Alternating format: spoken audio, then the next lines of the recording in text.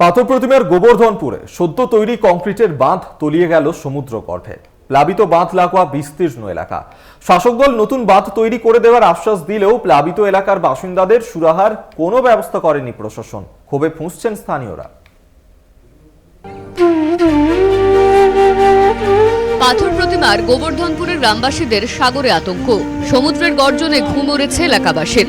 জোয়ার এলেই শুরু হয় তাঁদের ছোটাছুটি। বাড়ি ছেড়ে সবাই গিয়ে আশ্রয় নেন গ্রামের উঁচু রাস্তায়।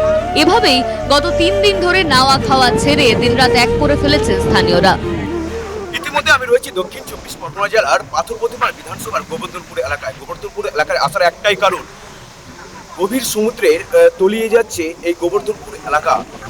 মানুষের সঙ্গে কথা বলে জানা গেছে 2022 সালে 23 সালে এই নদীমাত মেরামতির কাজ হয়েছিল প্রায় 1200 মিটার। আর সেই 1200 মিটার 24 সাল না শেষ হতে হতেই নদীবাঁধের ভাঙন।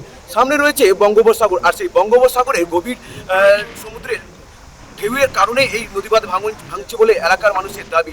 যে সরকার যে সরকারই আছে তাদের এটা একটি আয় করার একটি মৃগয়া ক্ষেত্র আমরা মনে করি।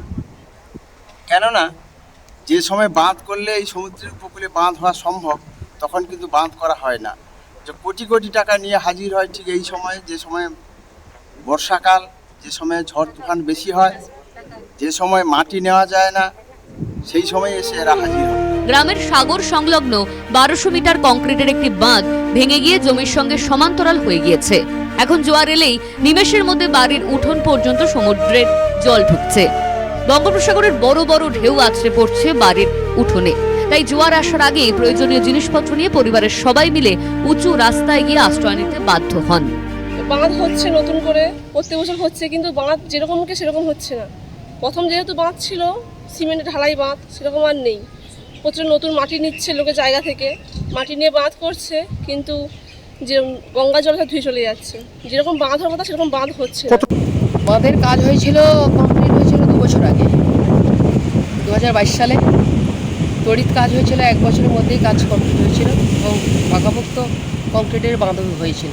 কিন্তু নদীর যে অস্বাভাবিক ঢেউ এবং নদীর যে ঘোর গভীরতা, সেটা নদীর কাছাকাছি আসার জন্য বাঁধের এই ক্ষতি। প্রশাসনের নির্দেশে জরুরি ভিত্তিতে এই এলাকায় নদী বাঁধ মেরামতের কাজ শুরু হয়েছে। প্রবল জলোচ্ছ্বাস। নতুন করে বাঁধ তৈরির পরেও প্লাবন আটকানো যায়নি।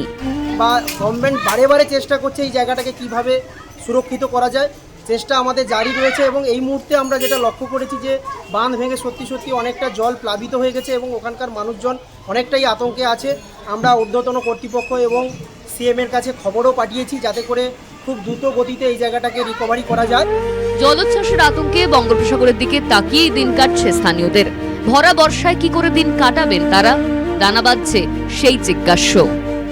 দক্ষিণ 24 পরগনা জেলার পাথর প্রতিমা থেকে মানস প্রধানের রিপোর্ট, কলকাতা টিভি।